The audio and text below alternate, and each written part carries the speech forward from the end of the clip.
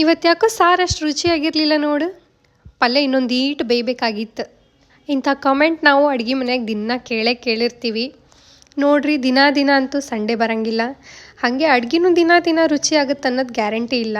ಒಂದಿನ ಉಪ್ಪು ಹೆಚ್ಚಾಗ್ಬೋದು, ಒಂದಿನ ಖಾರ ಕಡಿಮೆ ಆಗ್ಬೋದು, ಒಂದಿನ ನಿಮಗೆ ಇಷ್ಟ ಆಗಂಥ ಅಡುಗೆ ಇರ್ಬೋದು, ಒಂದಿನ ನಿಮಗೆ ಇಷ್ಟ ಆಗಲಿಕ್ಕಿಲ್ಲ. ಆದ್ರೆ ಮಾಡೋರಂತೂ ಅಷ್ಟೇ ಕಷ್ಟಪಟ್ಟು ಮಾಡಿರ್ತಾರಲ್ಲ ಅಡುಗೆ.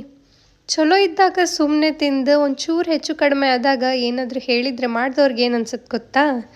ಅಯ್ಯೋ ನಾನು ಮಾಡೋ ಅಡುಗೆ ಇವ್ರಿಗೆ ಇಷ್ಟನೇ ಆಗಲ್ಲೇನೋ, ಇಲ್ಲ ನನಗೆ ಅಡುಗೆ ಮಾಡೋಕ್ಕೆ ಬರಲ್ಲೇನೋ ಅಂತ ಅನ್ಸಕ್ಕೆ ಸ್ಟಾರ್ಟ್ ಆಗುತ್ತೆ.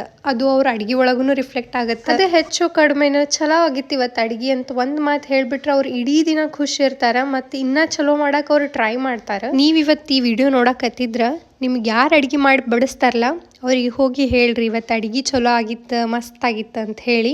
ಅವ್ರದ್ದು ರಿಯಾಕ್ಷನ್ ಹೆಂಗಿತ್ತು ಅಂತ ಹೇಳಿ ನನಗೆ ಕಾಮೆಂಟ್ ಮಾಡಿ ತಿಳಿಸ್ರಿ.